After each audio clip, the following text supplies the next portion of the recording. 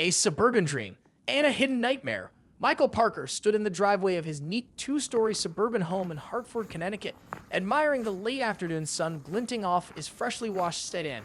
He was 36, tall enough to reach the top of the roof without a stepladder, and well-built from his weekend basketball games with old college friends. His wife, Vanessa, 31, was inside tending to dinner, or so he assumed. As far as the outside world could tell, they were the perfect couple. Two healthy incomes, two beautiful children, and a comfortable house in a peaceful neighborhood. Yet something in Michael's gut had been off lately. For weeks, he'd noticed a subtle shift in Vanessa's mood, an undercurrent of restlessness he couldn't put his finger on. In the past, it never worried him. They enjoyed traveling, taking the kids on vacations to Florida beaches or snowy Colorado slopes. They had hobbies. He played pickup basketball, she took dance lessons. They were intimate often enough that Michael believed their romantic life was stable. He threw the damp rag into a bucket, head indoors. The enticing smell of garlic bread drifted from the kitchen. In the living room, his two kids, Jacob age 7, and Emily age 4, were sprawled on the carpet with crayons and coloring books. Michael smiling at his children, "Hey kiddos, where's mom?" Jacob lifting his head, "She's in the kitchen." "Something smells good, Dad." Michael ruffled Jacob's hair and made his way to the kitchen. Vanessa stood by the stove, stirring a pot of marinara sauce. She looked up, her wavy brown hair framing her face. She'd always been youthful looking, with lively hazel eyes and a sweet smile that had once captured Michael's heart entirely. But lately, that smile seemed to flicker like a light bulb on a dimmer switch. "Michael smells amazing. How was your day?" "Vanessa, busy," she admitted with a shrug. "I was on my feet at the office for hours. I've been feeling, I don't know. Ward, I love my job, but the routine is getting to me." A subtle tension threaded her voice. Michael dried his hands on a dish towel, stepping closer to her. "Michael, Ward, how? We do travel. Just last month, we went up to Maine with the kids and your dance classes. Aren't they still fun?" "Vanessa, they are, but it's not enough. I feel like everything's so predictable. The same schedule, the same house, the same routines. I need something different." Michael's brows knitted. He prided himself on ensuring their family had stability and comfort, and it stung a bit to hear her say she was bored. He glanced around their tidy kitchen, the stainless steel appliances, the sliding door leading to a well-maintained backyard. "Michael, well, is it about your work? Or if you want a new hobby?" "Maybe." He paused, an idea striking him. "Michael, what if we upgraded your car? You've been driving that SUV for almost 8 years. Let's get you something more exciting." Vanessa's face lit up at the suggestion. She had always liked sleek designs and vibrant colors. Michael's heart warmed, hoping this small change might break the sense of monotony plaguing her. "Vanessa, actually that might be fun. Can it be something that's not practical, just purely beautiful? I want a car that's, colorful, sporty, like a bright red or something." Michael, relieved, "Sure, I won't stand in your way. The choice is all yours." They agreed that Vanessa would start shopping around at local dealerships. As dinner wrapped up, Michael felt the tension in his chest easing. This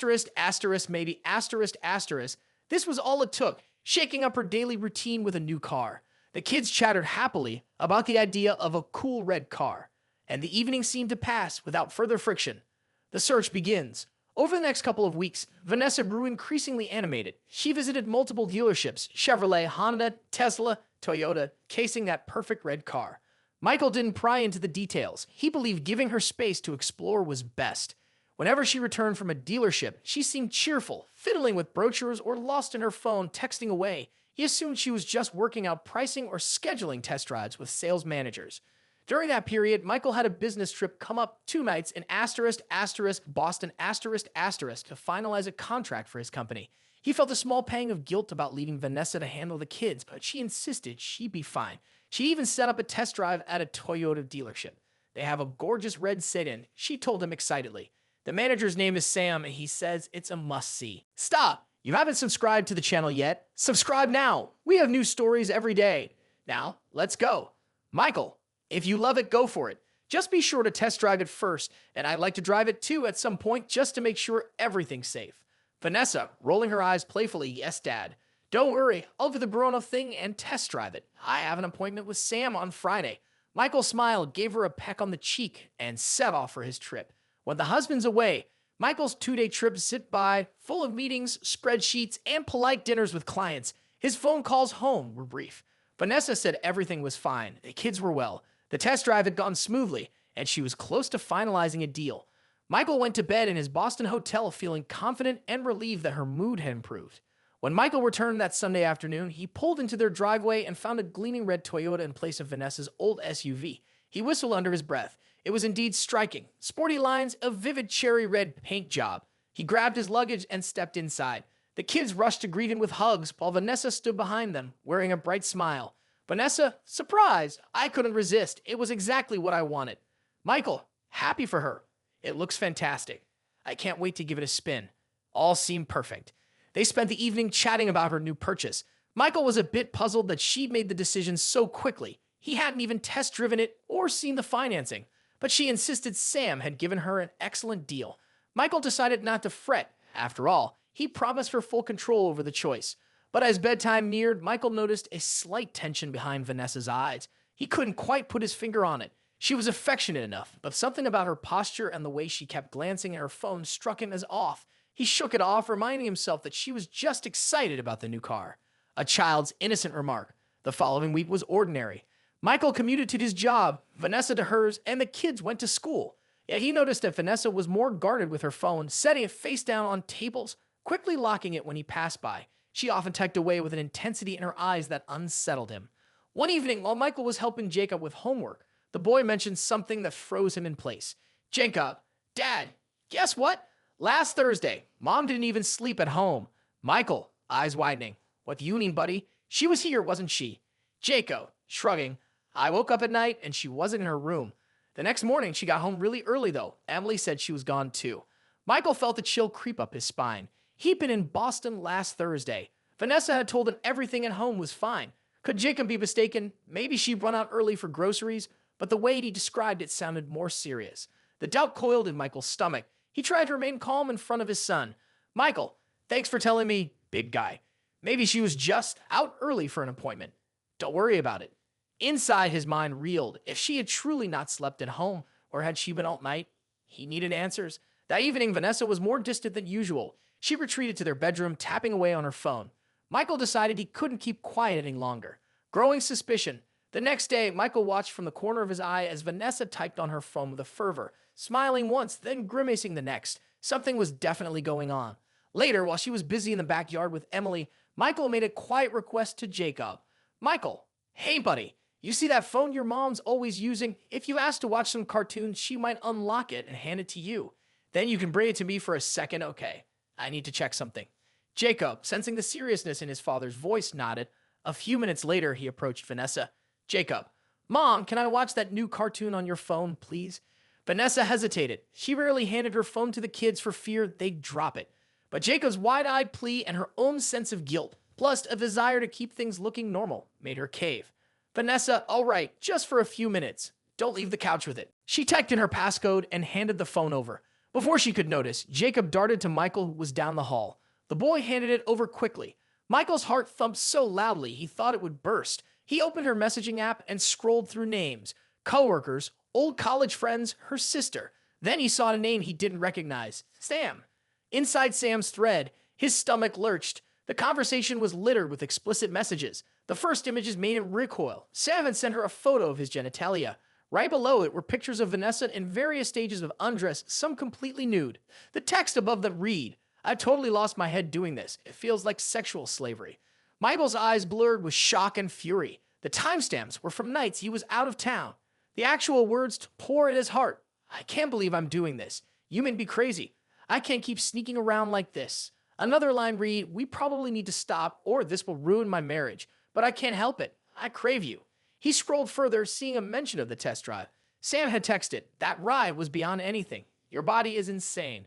Vanessa responded with, I'm losing all sense. This is pure madness. His hands trembled. He nearly threw the phone at the wall, but he forced himself to keep breathing. In a second span, he realized she'd not only fantasized, but actually met him physically. The talk of sneaking out last Thursday and the best test drive ever made it clear what had happened. So it wasn't just photos. She had truly betrayed him. Michael locked the phone, gave it back to Jacob, and told him quietly to return it to his mother. Then he stormed into the garage, shutting the door behind him. The wave of betrayal and anger made him want to punch through the drywall. Instead, he paced in circles until the fury coalesced into an ice-cold determination. He would confront her. The confrontation. That night, after the kids were in bed, Michael summoned Vanessa into the living room. She saw his face impaled. Michael, quietly, I know about Sam. I saw the texts and the pictures. Vanessa's eyes went wide. She tried to deny it at first, stammering about how Sam was just a manager at the dealership, but Michael's fury broke through. Michael, don't lie to me. I read it all. The nudes, the nights you spent at his place when I was away. You said you lost your head. You've lost more than that, Vanessa. You've lost my trust, my respect, and maybe our marriage. Tears welled in her eyes. She collapsed onto the sofa, burying her face in her hands. Vanessa, I never slept with him. We just sent photos. That's all. I swear. Michael, scoffing. The texts say otherwise. Best test drive ever. You think I'm an idiot? Our son told me you didn't sleep at home, and you told Sam you were craving him.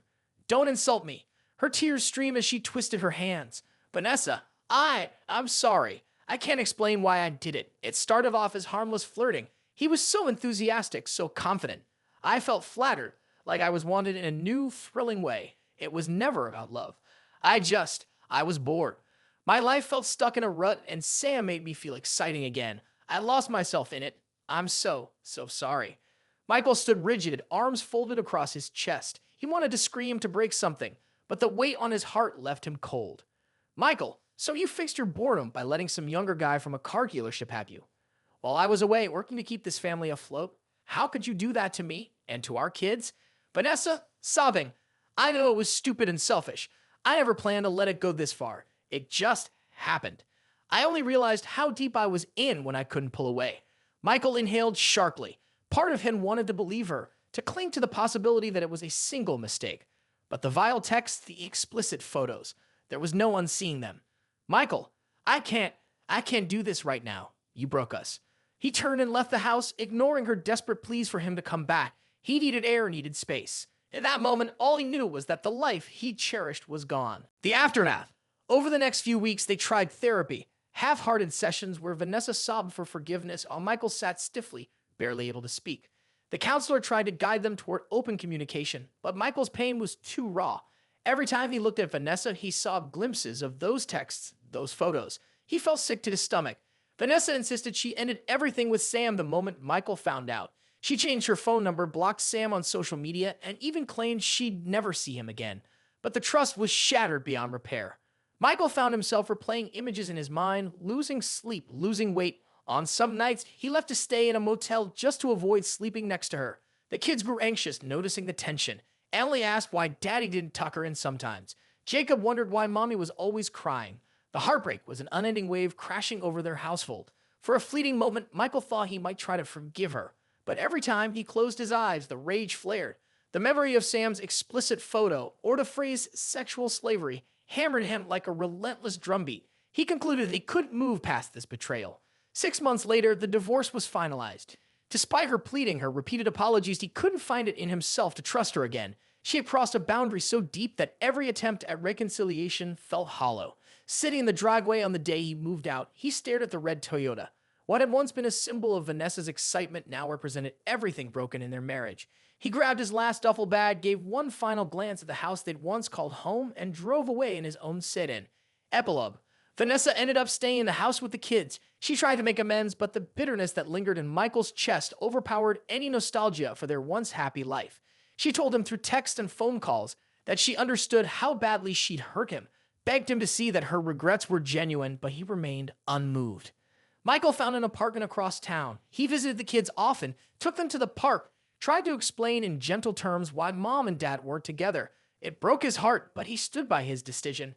That final night, in the swirling fog of his sorrow, he realized he couldn't keep a vow that had been brutally betrayed.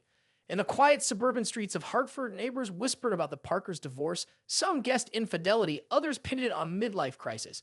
But only Michael and Vanessa knew the real story. How an unassuming notion of boredom and a shiny red car led to a secret fling, explicit photos, and the unraveling of a family. In the end, Michael reflected that sometimes the greatest damage is done not by grand, dramatic events, but by small, careless decisions, nudges that push unsuspecting couples across the line of no return.